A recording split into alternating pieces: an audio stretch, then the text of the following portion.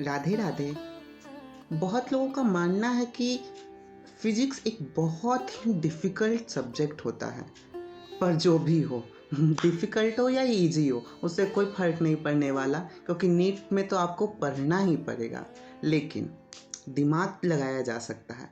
आप मेरे बताए हुए सिर्फ 5 टॉपिक्स 5 स्टेप्स को फॉलो करके नीट में फिजिक्स को फोड़ सकते हो। बोलो तो एकदम फोड़ सकते हो, जो कि पहला स्टेप है। सबसे पहले तो हमें लेक्चर्स अटेंड करने पड़ेंगे। मतलब या तो अगर आप लेक्चर्स ले रहे हो ऑनलाइन या ऑफलाइन तो आपको करना ही पड़ेगा, मस्ट ज़रूरी चीज़ है। या फिर आप वीडियोस जो कि अवेलेबल होते हैं ऑनलाइन वो देख सकते हो, और साथ ही साथ मतलब लेक्चर अटेंड करते हुए आपको नोट्स बनाने हैं। और अगर जो नोट्स के दौरान अगर लेक्चर के दौरान जो भी क्वेश्चंस मिल रहे हैं उससे आपको खुद से सॉल्व करना ही होगा, तभी आप फिजिक्स में अच्छे स्कोर कर पाओगे। फिर सेकेंड जो स्टेप आता है वो रिवाइजिंग द नोट्स। मतलब घर आके हो सकता है आप ऑफलाइन कर रहे हो तो आपको घर आके, या फिर ऑनलाइन भी कर रहे हो तो आपको कुछ ब्रेक लेना है। उसके बाद फिर आपने जो नोट्स प्रिपेयर किए हैं उसे रिवाइज करना है। रिवाइज मतलब ये नहीं कि ले लिया और पढ़ रहे, अरे इस तो सारा ऊपर से जाएगा।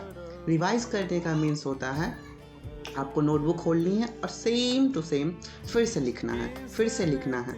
माना जाता है कि आप याद करने का जितने आपके सेंसेस यूज़ होंगे ना, जैसे कि आँख, हाथ, मतलब बोल भी रहे हैं, सुन भी रहे हैं, जितने आपके सेंसेस यूज़ होंगे ना उतना ही आपको याद होगा। आपकी कैपेसिटी IQ पावर जितना स्ट्रांग होगी तो उससे क्या होगा, आपके नोट्स पूरे फॉर्मूलेज याद हो जाएंगे, जो कि आपको क्वेश्चन सॉल्विंग में बहुत ही आसान हो जाएंगे। फिर थर्ड होगा, हमें फॉर्मूला शीट बनानी होगी।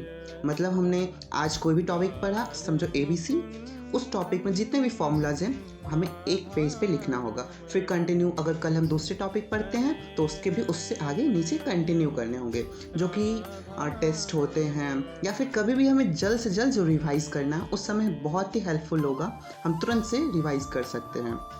फिर तीसरा स्टेप आता है सॉल्विंग दी MCQs, जो कि तो बहुत ही ज़रूरी है। ये सब जानते हैं कि MCQ सॉल्व किए बिना ये तो बस की बात नहीं है। तो आपको जितने हो सके MCQs लगाओ। इधर से ऑनलाइन अवेलेबल है, मॉड्यूल्स में अवेलेबल हैं। और लास्ट आता है रीडिंग दी NCERT बहुत लोग सोच रहे हो कि NCERT और फिजिक्स में नहीं, पर यही तो ज़रूरी है, यही तो फंडा है। NCERT तो नीट में पढ़ना ही पड़ेगा, चाहे फिजिक्स हो, केमिस्ट्री हो, बायो हो, सब में आपको पढ़ना ही पढ़ना है NCERT।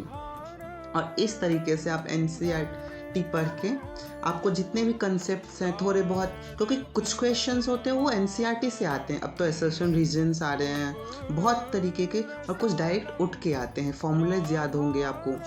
तो उससे क्या होगा, आपकी IQ बढ़ेगा, आपको याद करने में कैपेसिटी बढ़ेगी। तो इससे हम लोग जल्द से जल्द नीट फोड़ देंगे, और फिजिक्स में तो गारंटी है आउट ऑफ आने का। तो धन्यवाद।